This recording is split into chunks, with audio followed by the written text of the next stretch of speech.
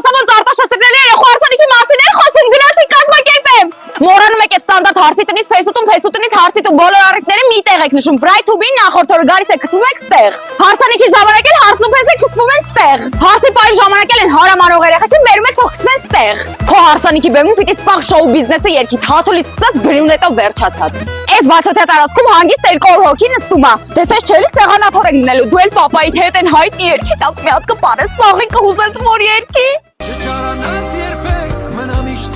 Այ դերքի ապրես։ Բավար ասում եմ սաղ մի տեղում է հարսին էս շքեղ հյուրասենյակից եք հանելու նստած եք լինելու ընկերները գալու են տղու ասեն հələ մի հատ ասա մամ ջան ու անկապ վաբշե կապ չունի որ բոլորը տահավոր խառնեք պապատ հենց էս խոհանոցը տեսա մամայի կոֆե դնելա տալու լավ մալդիվներ էլ մի երկու օրից կգնաք այդ օրը կմնաք ստեղ որովհետև մինչև 10 անձի գիշերակացուն ենք բայց այս ննջարանը հատուկ հարսու փեսայի համար է նախատեսված շուտ եմ ասել բա դու գիտեք մենակ ծնունդ ու դասանի քեֆ ենք կազմակերպում եկա հարսանիքը մեր վրա թողեք ամրագրումների համար գրեք մեզ